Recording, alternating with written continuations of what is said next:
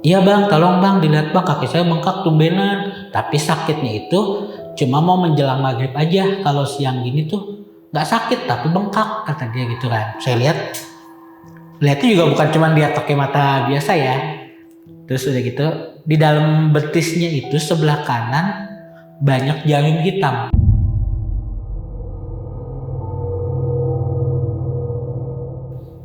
Jarum hitam.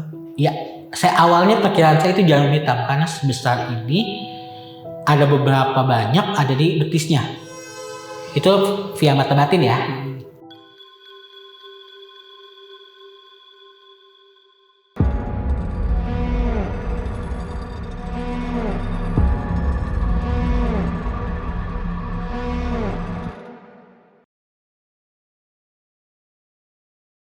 Assalamualaikum warahmatullahi wabarakatuh. Balik lagi nih bersama gue Nardi di sisi lain. Dan sekarang kita ada di segmen kita tidak bahas dalam satu sisi.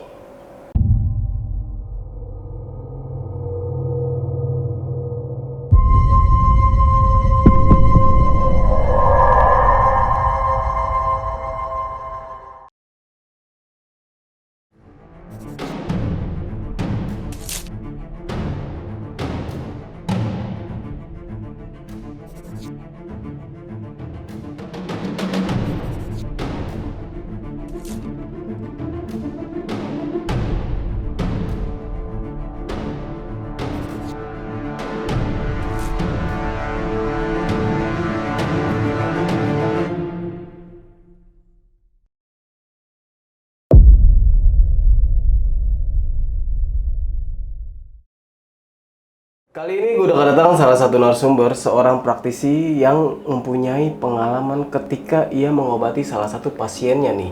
Nah, mau tahu seperti apa dengan kisahnya? Langsung aja kita sapa narasumber kita yang satu ini. Selamat malam, Pak Kanang. Malah bang. Nih, manggilnya siapa nih? Bapak? Mas Kenang aja. Mas Kenang aja nih ya? Ya. Oke, Mas Kenang. Kali ini Mas Kenang ini bakal menceritakan tentang apa nih, Mas? Belum lama kejadiannya, masih 19 Juli kemarin. Ada pasienku yang datang dengan keluhan kena serangan santet. Kena serangan santet? Betul.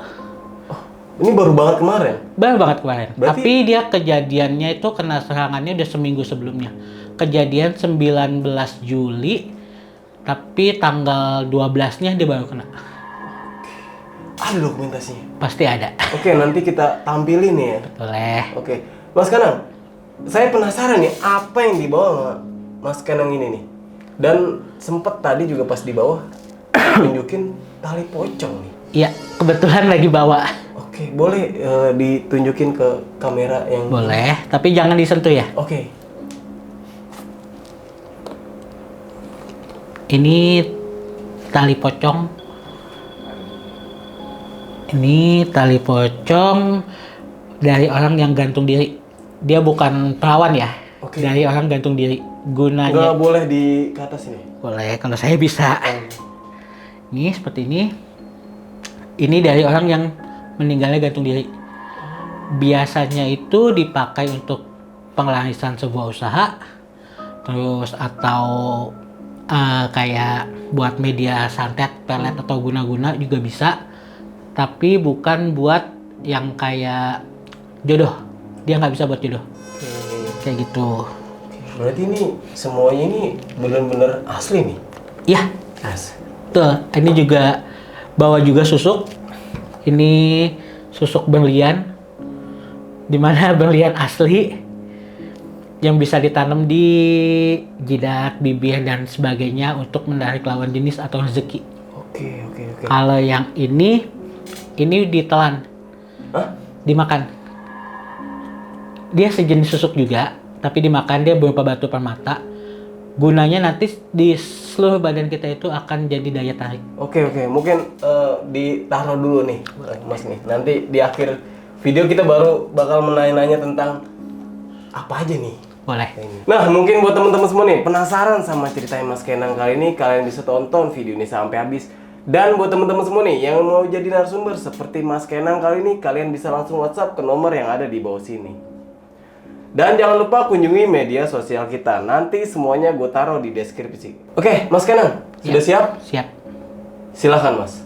Ya, Assalamualaikum warahmatullahi wabarakatuh. Waalaikumsalam. Perkenalkan, saya Kenang. Saya seorang praktisi dari salah satu channel di YouTube yang lumayan besar. Mungkin nanti ada yang udah tahu ya.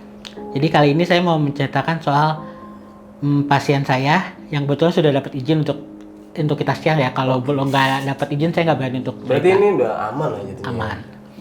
Nanti dokumentasinya saya kasih. Siap.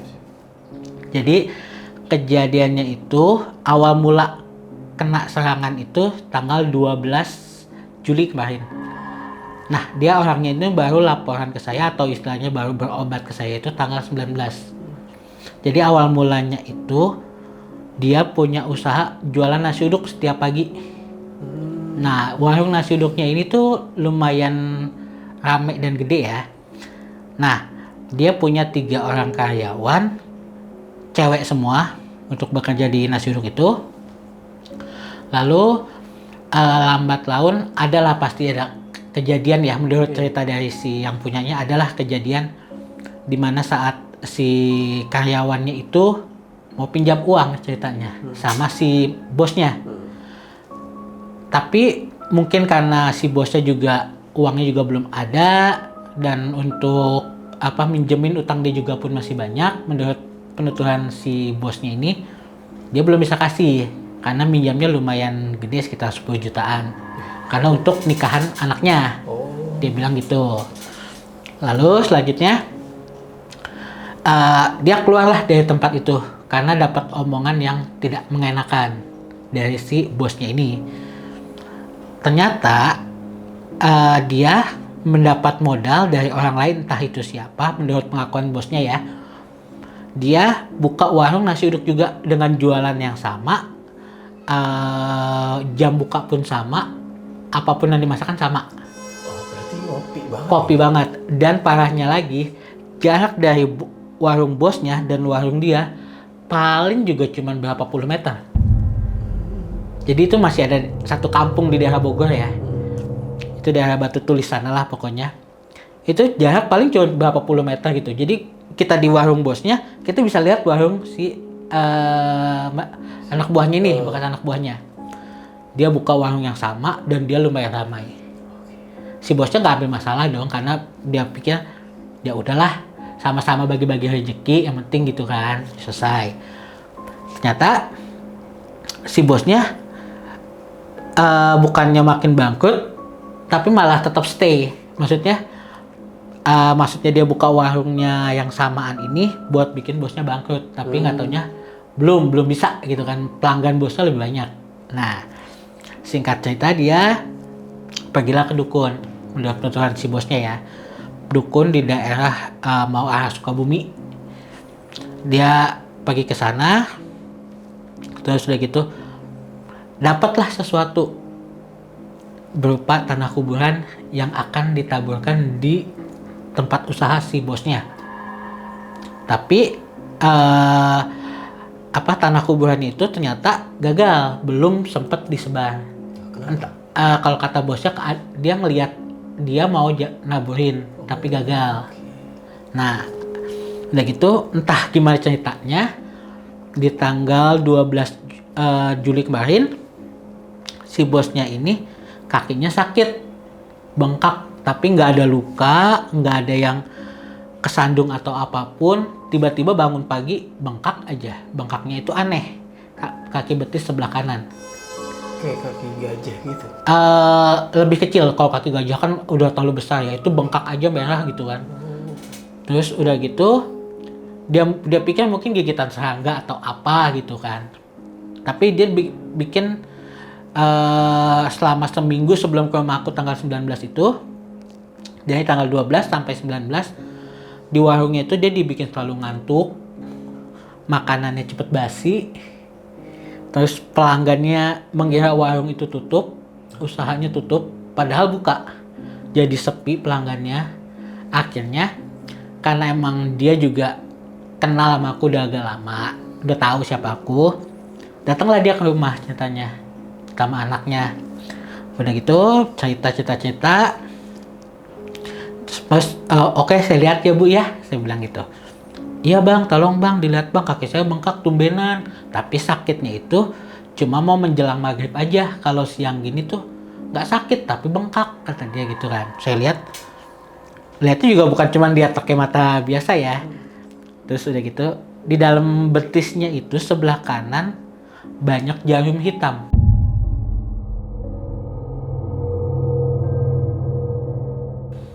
Jarum hitam. Ya, saya awalnya perkiraan saya itu jarum hitam karena sebesar ini ada beberapa banyak ada di betisnya. Itu via mata batin ya. Terus udah gitu, ibu, saya tanya, ibu dari mana ini? Kok ada begini-beginian awal mula sakitnya? Akhirnya ceritalah sebelumnya, kayak yang tadi awal saya cerita kayak gitu. Ternyata dia kena santet yang dikirimin benda-benda aneh di dalam betisnya itu supaya dia malas untuk buka warung, terus dibikin ngantuk, dibikin sakit-sakitan juga segala macamnya. Pokoknya makanan juga sampai basi, padahal makanan baru mateng ditinggal sejam 2 jam harusnya aman, itu basi, udah nggak bisa dijual lagi. Terus udah gitu ya udah bu, saya coba tarik, saya bersihin, tapi karena emang ini dadakan ya bu, ibu beli telur ayam kampung deh, saya bilang gitu, ke warung aja di depan tuh bu. Saya nggak bisa belinya karena emang harus istilahnya pasiennya lah yang menyiapkan gitu kan. Kalau saya gitu harus pasiennya menyiapkan karena nggak mau dibilang ambil untung segala macam, nggak usah, bawa sendiri aja. Pokoknya saya minta ini bawa sendiri kayak gitu kan. Akhirnya dia jalanlah ke warung, cuman nggak dapat telur ayam kampung, dapetnya telur ayam biasa. Kata dia, bang ini bisa nggak? Oh ya udah bu, nggak apa-apa, bisa, saya bilang gitu. Bentar ya, saya itu dulu, ibu duduk sini, saya di sebelah sini, depan saya aja, madep depan. Oh iya bang. Akhirnya udah saya ritualkan lah istilahnya gitu ya. Dari itu saya tempelkan ke betis kanannya, saya telusurin semuanya, saya tarikin pakai medianya itu telur, saya tarikin medianya. Terus awalnya saya pikir itu kan jarum hitam kan, tapi kok kayak agak lentur ya, kayak rambut. Awalnya gitu, kayak rambut. Tapi setahu aku kalau jarum berarti harusnya lebih keras, ya kan. Tarikin semuanya, terus selesai semua, paling sekitar 15 menitan. Udah kelar semua, si ibu ini udah keringetan banget, kata dia, hawanya panas banget bang, katanya gitu. Ya nggak apa-apa bu, namanya juga proses, saya bilang gitu. Oh iya, terus gimana bang? Saya ambil piring dulu deh, saya bilang gitu. Saya ambil piring, nih bu, pecahin sendiri ya, saya bilang gitu. Nanti kalau ada apa-apanya di dalamnya jangan kaget, saya bilang gitu. Karena saya tahu itu pasti jarum dalamnya. Akhirnya dipecahin lah sama dia dan anaknya yang datang ke tempat saya itu. Dipecahin ke piring, ternyata benar ada benda hitam panjang segini, tapi itu bukan jarum. Ijuk, tahu ijuk nggak? Sapu ijuk yang hitam-hitamnya itu sebanyak 22 helai di dalam betisnya. Sapu ijuk yang biasa nyapu di rumah? Iya, atau yang buat ya kayak media peternakan gitulah. Nah, itu sepanjang ini ada 22 buah. Wah, kan kecil-kecil semua itu. Iya, tapi agak lumayan gede ya. Nanti videonya saya kirim deh. Oh, boleh. Nanti ada kelihatan itu, nanti juga dia ngitung tuh. Ada 22 piece. Awalnya aku kira itu jarum warna hitam. Kata aku gitu kan. Oh, ternyata jarum. Tapi pas diambil, dia ijuk ternyata, bukannya jarum. Karena abang pas tarik pun kok ini kayak lembut helaian gitu ya, tapi bukan di jarum yang kita pikir itu keras, ya kan. Setelah itu gimana bu, keadaannya udah agak mendingan bang, kata dia. Cuman kok kayaknya kaki saya kayak kosong apa gitu ya, kayak ada gimana sih kalau ada kayak tulang nih, tiba-tiba tulangnya dicabut, kayak ada ruangan kosong gitu di tangan kita. Oh iya. Ya kayak gitu, kayak ada ruangan kosong. Cuman jadi kempesnya agak mengempes aja gitu, bengkaknya itu agak mengempes aja. Terus udah gitu udah nggak sakit lagi. Oh ya udah nggak apa-apa bu, nanti maghrib ini ya kabarin ke saya kalau masih sakit, saya bilang gitu. Soalnya saya lihat masih ada beberapa lagi, cuman belum ketarik. Saya baru bisa tariknya 22 biji ini aja, saya bilang gitu. Lah terus gimana bang kalau nanti belum ketarik saya masih sakit dong. Enggak, nanti saya kasih sesuatu, saya bilang gitu. Saya kasih garam wangi. Itu gunanya itu untuk pembersihan badan, cleansing aja. Dari sisa-sisa energi goib, energi yang negatif, terus ya segala macam lah yang bekas-bekas orang kena santet itu juga pakai mandi garam itu alhamdulillah pada rontok sendiri lah, intinya kayak gitu. Nanti maghrib kabarin saya Bu, kalau emang biasanya sih ini masih agak sakit ya Bu, saya bilang gitu, karena belum semuanya ketarik. Cuman efeknya nggak seluruh biasa kemarin, saya bilang gitu. Oh oke, siap Bang, kata dia. Nah singkat cerita dia pulang ke rumah, dia maghribnya tuh mandi garam lah. Dia berasa laporan ke saya gitu ya, dia berasa badannya tuh habis mandi garam itu seperti panas dan berbulu. Pas mandi selesai mandi, dia badannya kayak berbulu. Tapi dia, panas. Dia ngerasa ya ini ya? Iya, dia ngerasa habis mandi itu badannya seperti berbulu gitu kan. Berbulunya tuh kayak bulu monyet gimana sih? Cuman panas gitu. Dan nggak wajar aja buat dia. Terus dia nanya ke saya gitu, saya bilang nggak apa-apa, itu proses pembersihan. Karena emang gunanya garam itu untuk ngebersihin apapun energi negatif yang ada di dalam badan. Nanti akan keluar dengan sendirinya. Bahkan pernah ada pasienku dari Kuwait ya, terus dari India juga ada, mandi garam itu air mandinya itu biasa, air putih biasa kan, air mineral atau air putih lah biasa. Tapi pas nyerap ke badannya, airnya jadi kayak air kali, kotor. Dan itu dikirim ke saya juga fotonya. Jadi, Mas kok saya mandi pakai bahasa Inggris ya?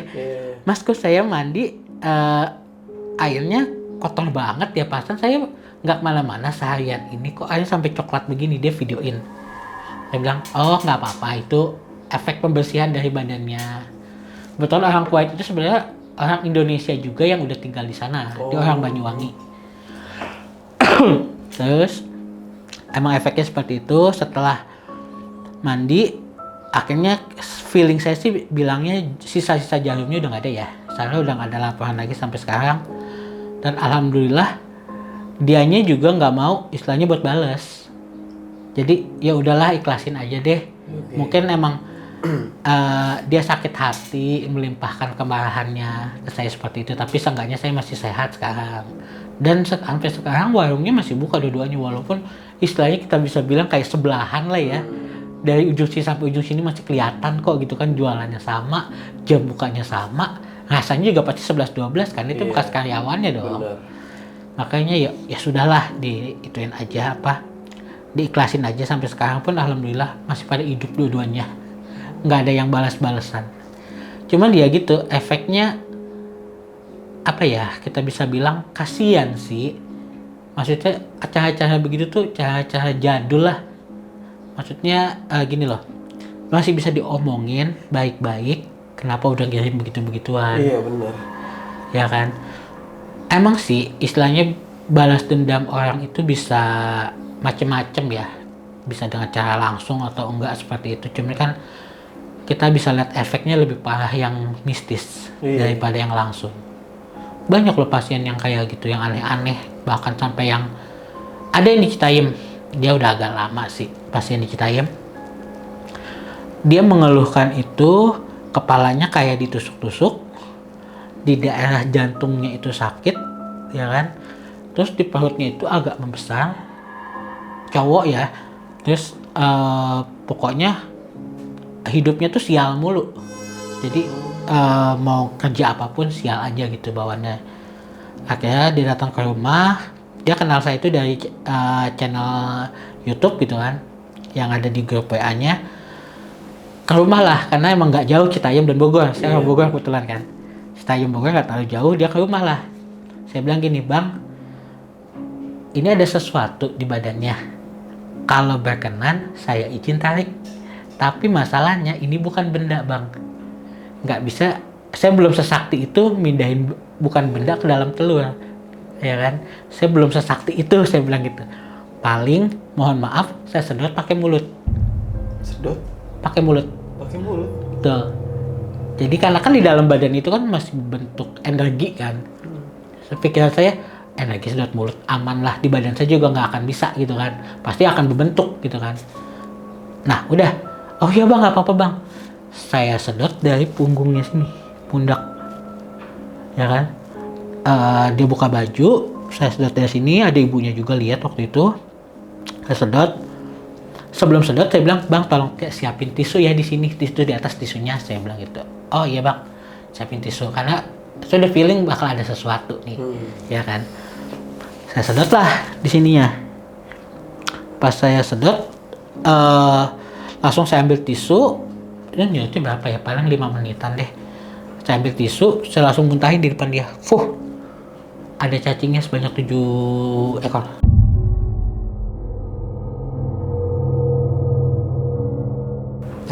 Cacing tanah. Tahu kan cacing tanah yang kayak buat mancing gitu loh, tapi agak gede-gede. Itu pas di mulut saya sih rasanya energi aja ya, bukan yang berarti bentuk hewan gitu. Tapi pas saya keluarin dari mulut, saya taruh di tisu, itu ada 7 ekor cacing. Beneran bang? Beneran, ada fotonya. Ada foto, kebetulan ada fotonya, saya fotoin, ada. Nanti saya kirimin juga. Boleh. Terus bahkan ya kita sebagai praktisi gini loh, saat kita menolong seseorang yang kena serangan sihir seperti itu, pasti ada yang melakukannya. Maksudnya tuh kayak ada dukun lain yang menyakiti korban itu, sedangkan kita posisi penyembuhannya. Nah kadangkala dukun yang melakukan kejahatannya itu pasti nggak akan seneng pasiennya disembuhkan, pasti ngelawan dong. Iya. Logikanya pasti ngelawan dong, ya kan. Ya sudahlah, itu sudah hal jadi biasa gitu kan.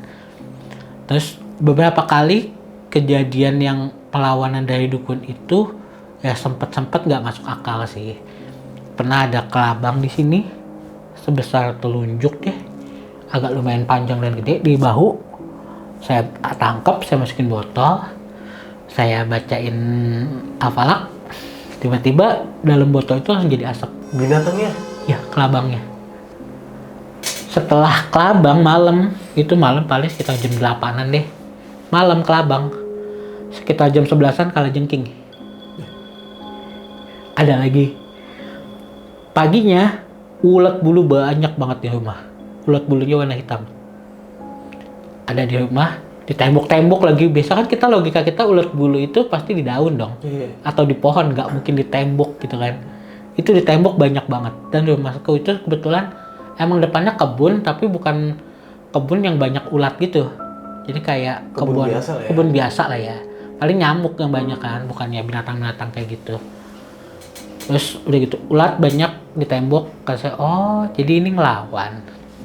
Ya, saya emang nggak akan balas kecuali kalau si pasiennya bilang, ya udah bang kirim balik aja, baru saya bisa balas.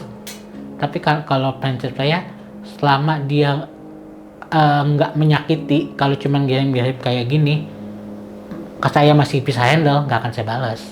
Tapi kalau udah nyakitin saya atau misalnya nyerang keluarga, itu udah beda cerita, perang gitu kan. Kalau kayak gitu sih sebenarnya kejadian udah biasa banget. Bahkan pernah ada yang sampai orang Bengkulu sampai pindah ke Lampung gara-gara dia satu keluarga mau ditumbalkan perebutan harta warisan. Satu keluarga. Jadi suami istri, istrinya lagi hamil 9 bulan. Sekarang akhirnya pindah ke Lampung. Itu lumayan parah sih. Kejadian itu lumayan parah banget. Cuman karena itu belum dapat izin cerita ya, saya belum bisa ceritain detailnya sampai sekarang. Jadi dia kalau dia balik ke Bengkulu, jadi dia orang Bengkulu nih, tapi orang tuanya di Lampung. Karena kalau dia balik ke Bengkulu akan terjadi seperti itu lagi. Alhamdulillah sekarang udah melahirkan anaknya, walaupun anaknya agak aneh ya, maksudnya anehnya tuh ada keluar satu tanduk di sini.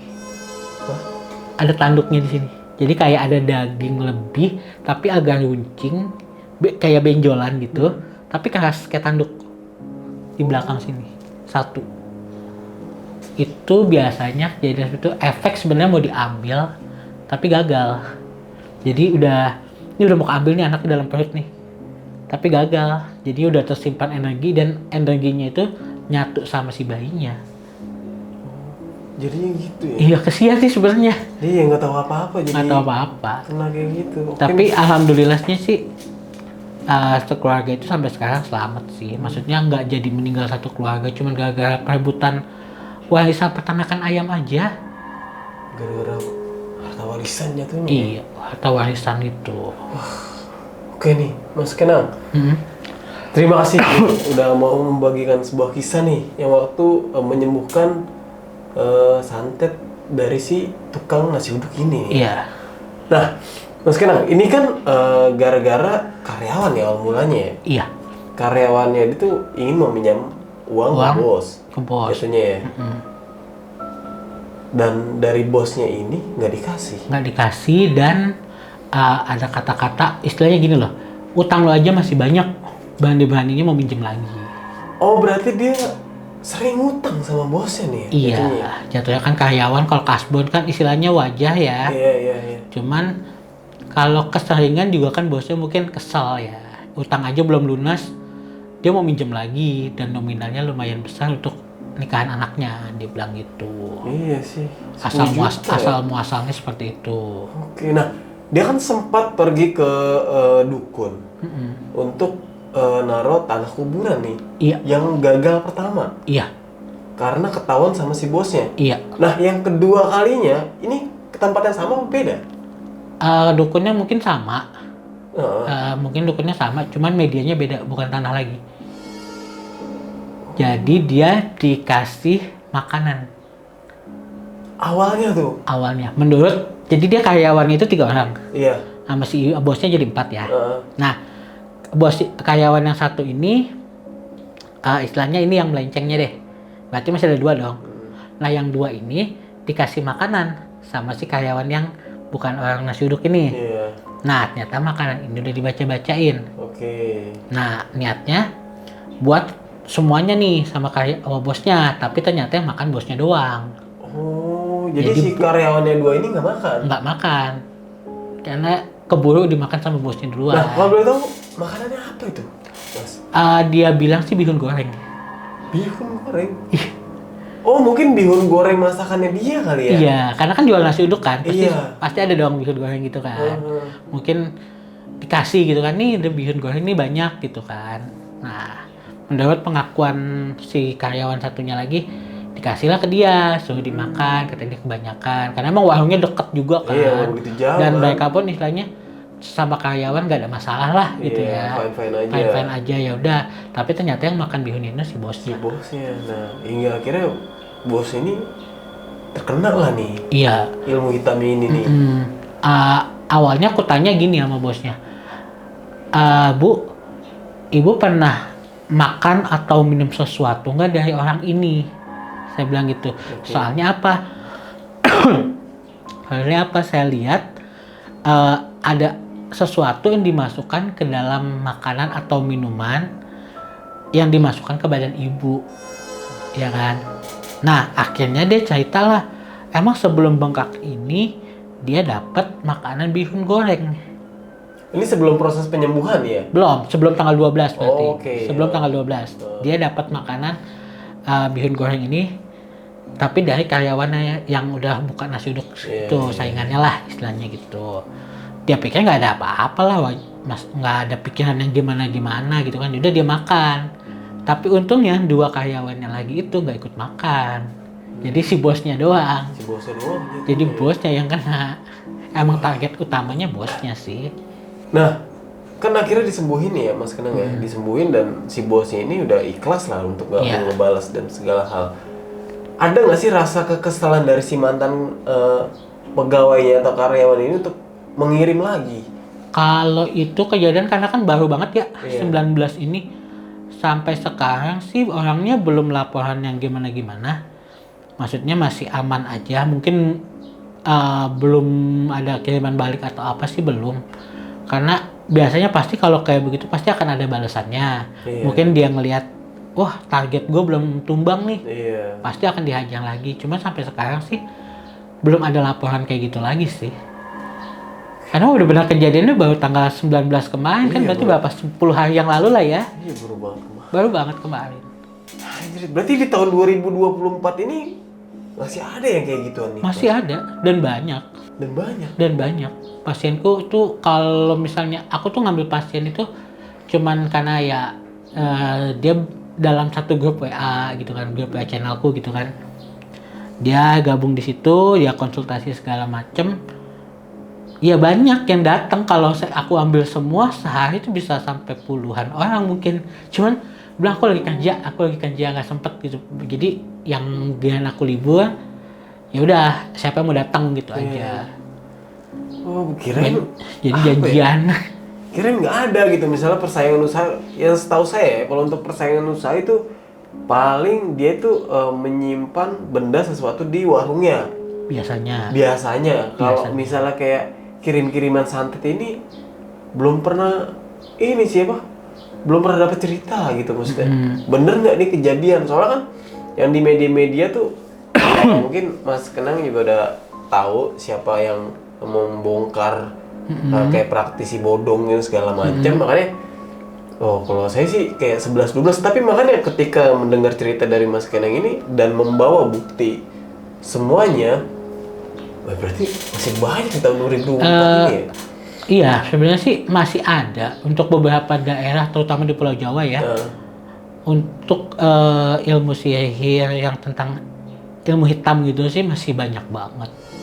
Jadi nggak semuanya tuh di satu kota itu nggak percaya gitu. Pasti ada aja yang percaya. Ini ilmu sihir, ini kena ini, pasti masih ada aja.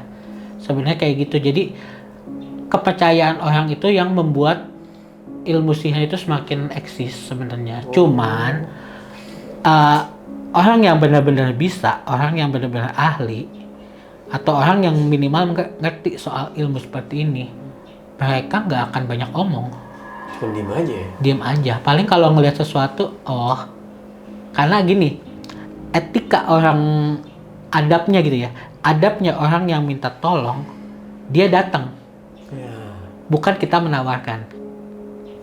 Saat orang itu emang ketemu sama kita atau jodohnya sama kita, disembuhin atau diobatin sama kita, dia akan datang sendiri. Bukan berarti gue punya keluhan ini, yaudah lu berobat aja ke gue. Kalau di dunia medis mungkin seperti itu bisa ya. Tapi kalau adabnya di dunia spiritual itu si pasien harus datang sendiri. Jadi kayak, bang tolongin saya dong, saya kena gini. Baru kita cek. Kita nggak boleh istilahnya pesan guruku ya, kita nggak boleh istilahnya gini, wah lu badan lu ada sesuatu nih, gua harus bersihin. Kita menawarkan diri seperti itu, kita nggak boleh. Jadi walaupun kita misalnya saya ngeliat abang dalam badan itu ada yang aneh gitu, misalnya kayak serangan apalah gitu kan, saya nggak bisa kucuk-kucuk, bang badan lu ada yang aneh, sini gua obatin. Itu nggak boleh. Itu dari ini praktisinya sendiri ya, yang benar-benar sebenarnya praktisi kayak gitu. Bukan yang mengajukan dan segala macam ya? Bukan yang mengajukan.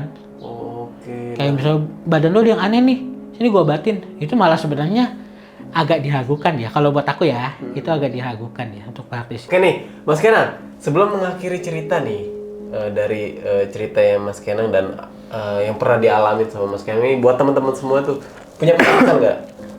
Pesannya gini, kita bisa belajar ilmu gaib, ilmu kebatinan dari siapapun. Tapi pahami dulu konsekuensinya. Iya benar. Karena nggak semua yang kita tahu di dunia ini udah melingkupi semuanya yang kita tahu. Itu baru ujung kuku aja yang kita tahu. Jadi kebanyakan para praktisi itu baru tahu sedikit udah sombong. Itu yang bikin mereka jadinya kemana-mana lah, jadi ngaco.